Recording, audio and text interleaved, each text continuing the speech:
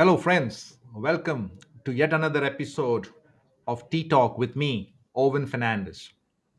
Today is Thursday, the 14th of October, 2021, and I wish you a good morning, good afternoon, good evening, wherever in the world you are. I just trust and hope that you are doing well and you are safe. So, our topic for today is how to make right decisions. Friends, we are our lives are an outcome of all the decisions that we made, good or bad.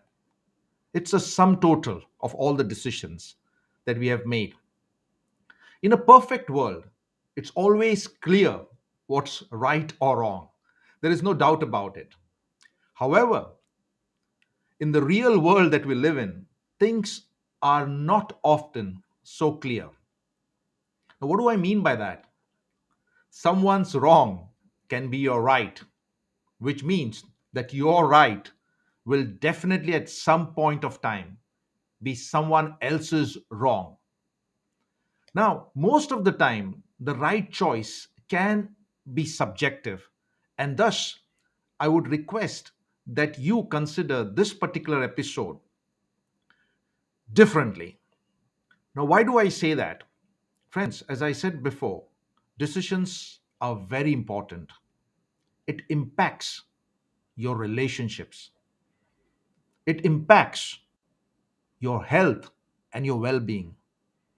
It also impacts your results in terms of productivity and output.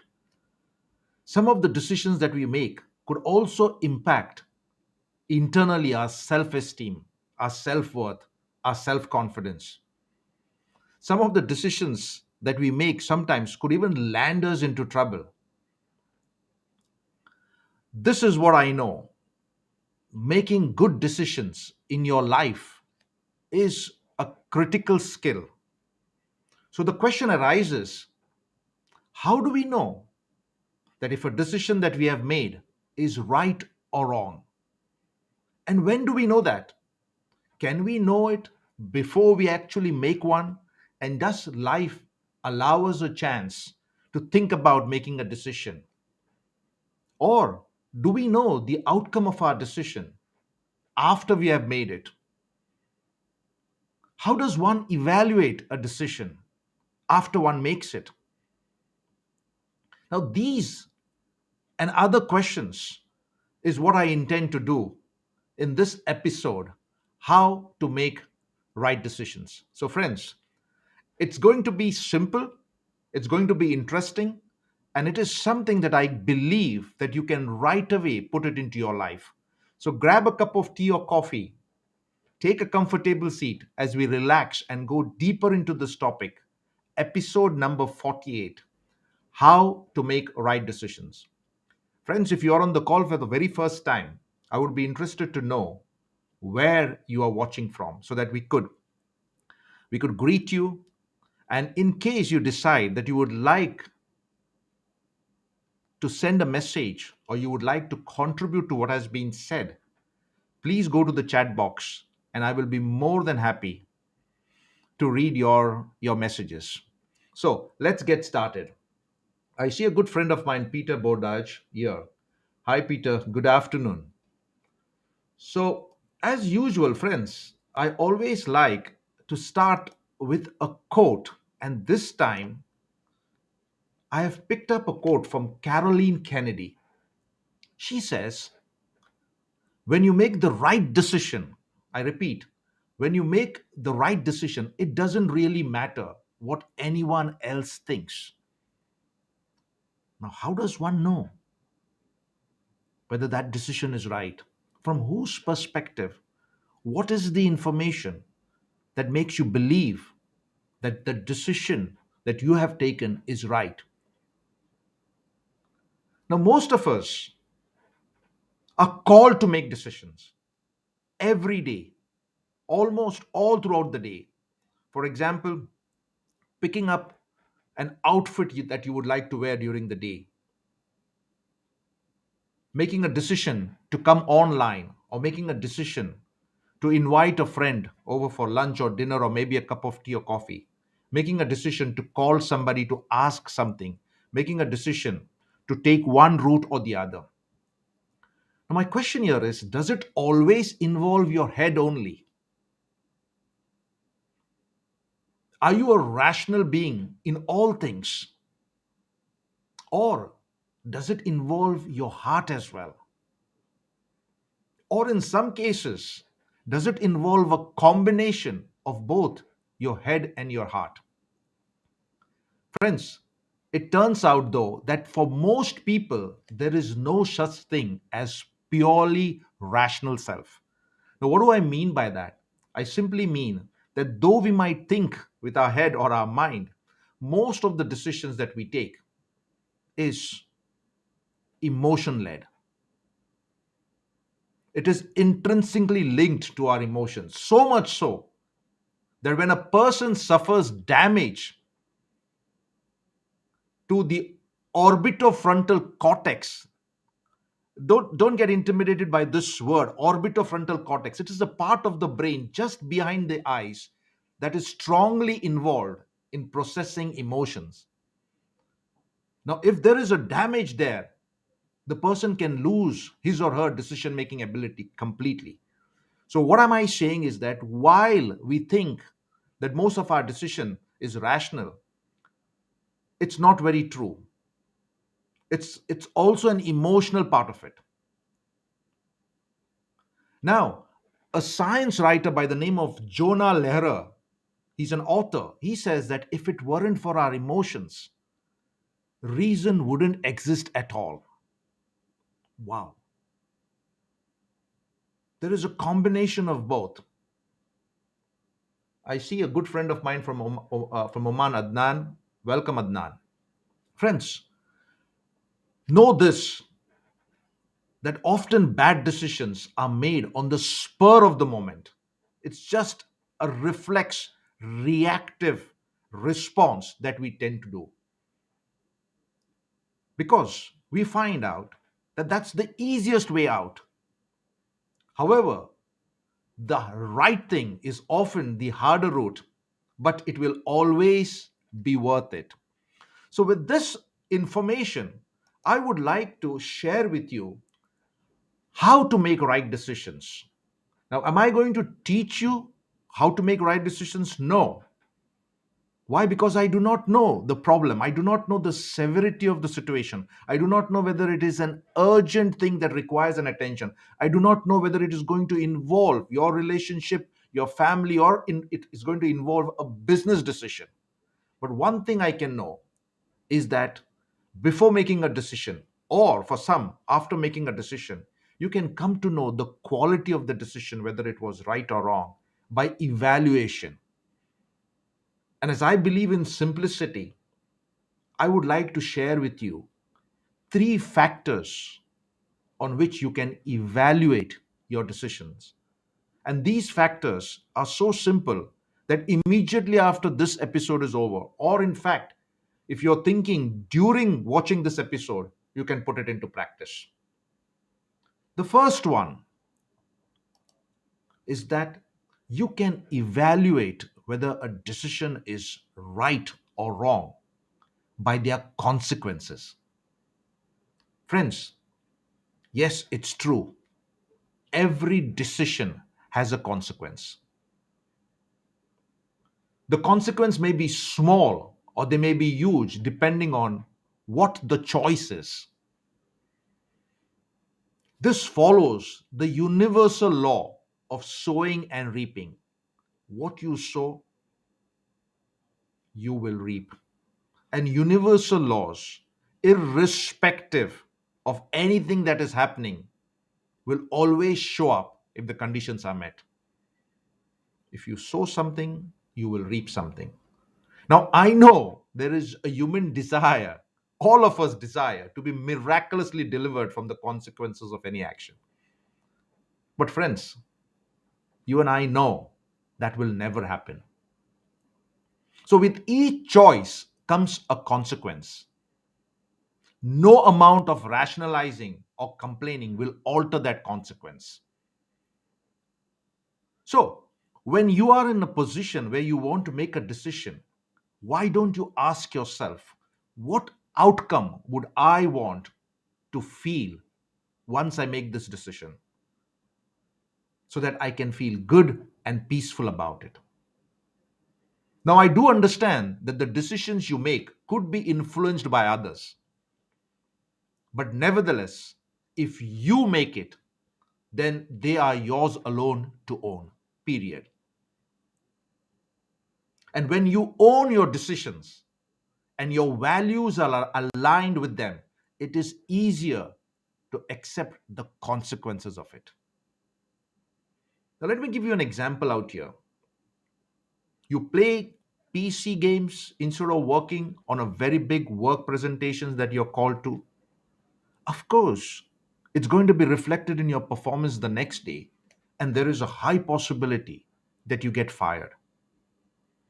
So, what was the decision? The decision was to play PC games or video games, or for that matter, watch Netflix when there was a particular important presentation or a project presentation to be done. The consequences, you get fired. Let's take for example, you decide to buy something that is out of your budget simply because you are attracted for something that you wanted so desperately that you make a decision without giving it a thought, simply going on instinct rather than anything else. What could be the consequence? That you will fall short miserably at the end of the month for money in case you're living hand to mouth. Another case in point is that you apply for a new job, you land an interview. There is a possibility that somebody has seen your CV and calls you for an interview, and you decide, wow, now since they have called you for an interview, you don't prepare for the interview. And lo and behold, miserable outcome during the interview. You do not even know what hit you. So, friends, what am I trying to say is that every decision that you make has got a consequences. You spend a night before a test or an examination partying and drinking with friends instead of studying. What is the consequence?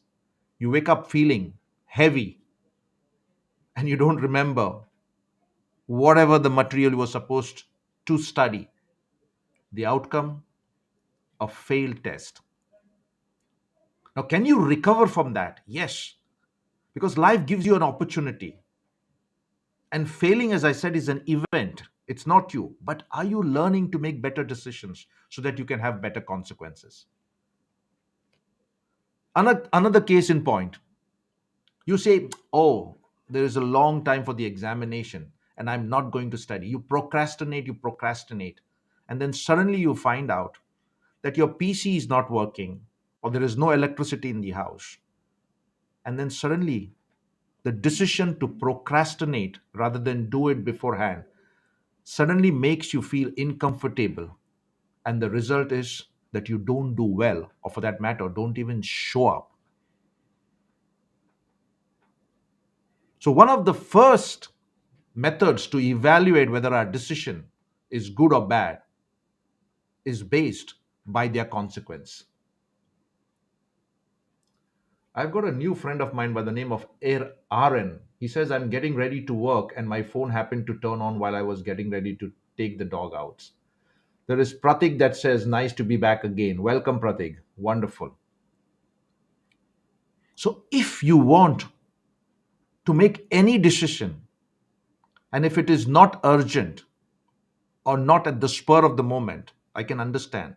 But if you have got certain amount of time, first think about the possible consequences of any decision that you make based on the choices that are available. And friends, this thing I know, you always have a choice. Now, we are not going to go into the debate when people say, no, I never had a choice. You always have a choice, and that is for another day. So let's go further. The second one is by the effect it has on our character. Friends, ask this question on a decision that you make. What type of person do I want to be while making the decision or post it? Our decisions in tough situation actually reveal our character. Ask yourself, do I want to be called a selfish person because I made a decision keeping myself in mind? Or do I want to be considered as a selfless person, taking things into consideration? Do I want to be called a honest person in case I have been tempted to take a decision on a bribe? Or do I want to be called a dishonest person by compromising and cutting corners in my aim to get rich faster? Do I want to be called a generous person when I have the ability to make a decision to give freely? Or do I want to be called a stingy person holding wealth for myself, thinking that it is not advisable or not to make not it's not a good decision to give away your money?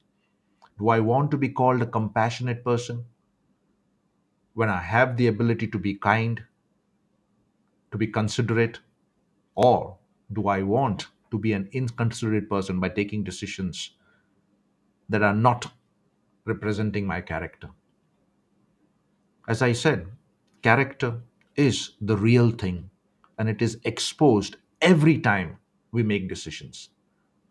Ask yourself if the decision is the one that will expand you as a person, or is the decision that will shrink you as a person. Ask yourself whether the decision that you make is going to make room for more opportunities for you to grow and evolve as a person, or the decision that you're going to make is going to restrict or inhibit you from becoming a better version of yourself. It's all about your conscience. It's all about the voice that you hear from your soul. It's all about character. So, if there is anybody on the call that you would like to contribute to what I am talking about, please feel free to go to the chat box. I'll be more than honored. I will be more than happy to see you connect with me while I am live. So, we have discussed about the two ways one can evaluate whether a decision is right or wrong: by their consequences, and second, by the effect it has on our character. And the third one, and the final one, is by the effect those decisions have on those that are around us. Friends,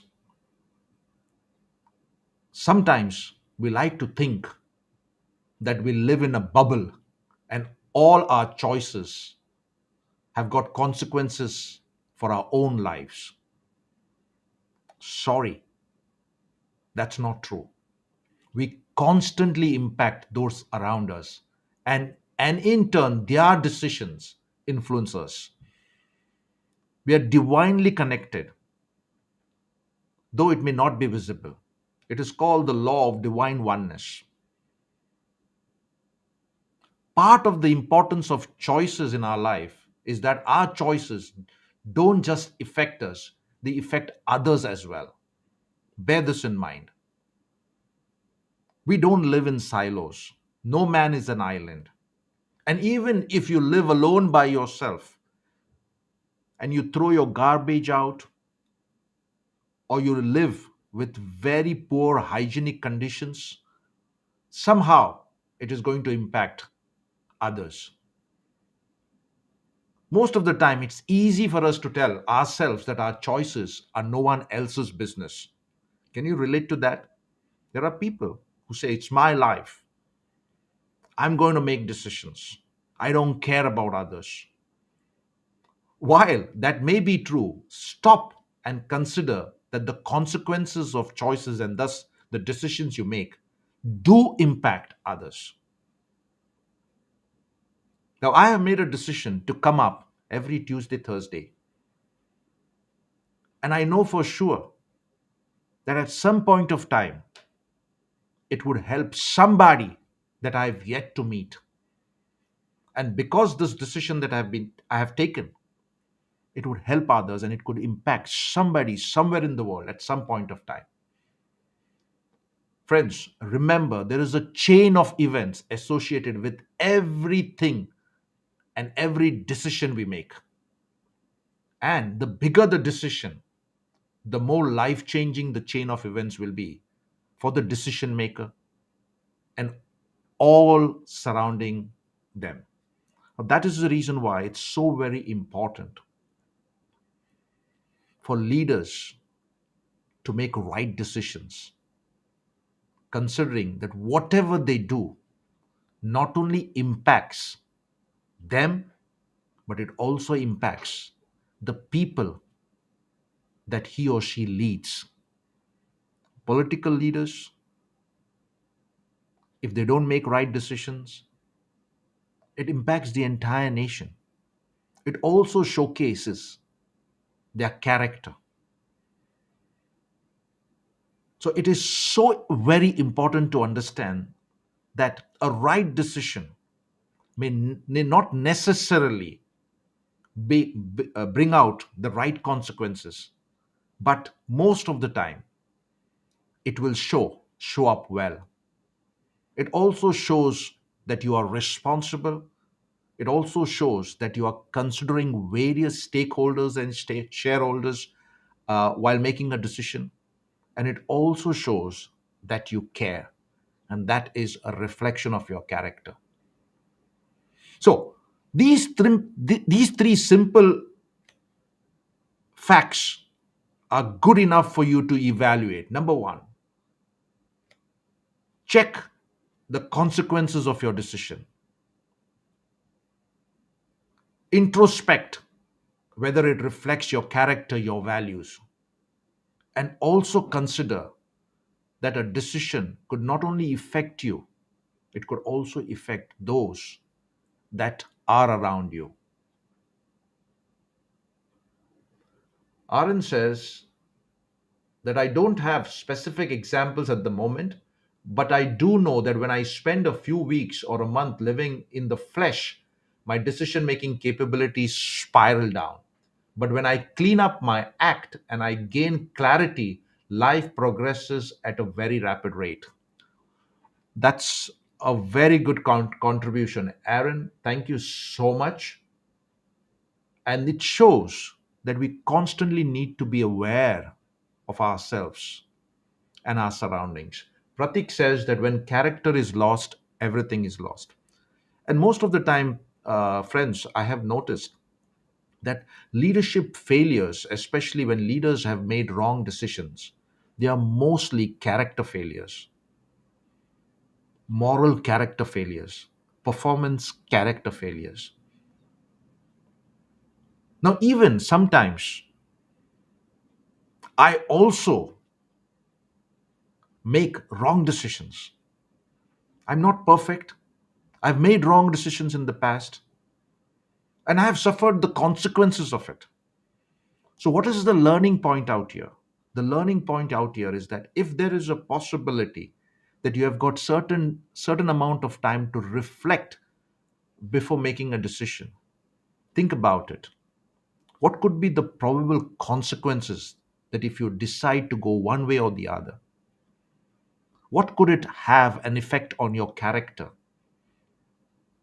And number three, what could possibly be the impact of those decisions that you take to your near and dear ones, or for that matter, to the people that you are connected with? So, in closing, friends, I have this to say, and this is a quote from Warren Buffett. It says, "It is better to be approximately right than precisely wrong." I repeat, it is better to be approximately right than precisely wrong. Friends, never underestimate the impact of a single decision. One wrong move, one wrong decision without considering the head of the heart, simply by intuition and gut feeling, or simply because of your ego, can ruin a relationship, can ruin a career, can ruin a life, or it can cost somebody even his or her life. Never underestimate the impact a single decision can have. The right decisions for your life will not look the same as the right decisions for my life because the circumstances are different. So each person has his or own life and thus should think and reflect on the decisions he or she makes. It is important to make the right decisions in life because the consequences of the choices are what drives your life in a certain direction. The right decisions for your life will depend on the direction that you want your life to go in.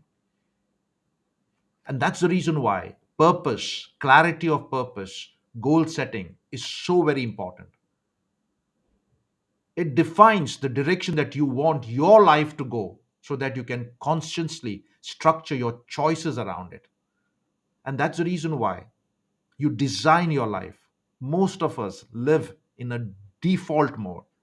People live either in a default mode or in a discontent mode. Try to design your life based on the decisions you make, on the choices that are available at any given point of time. The effects of good decision making and poor decision making change the world around us. So, whenever you make a decision, look for the well being. Now, in case you are not aware what is right and what is wrong, ask yourself, what are your values?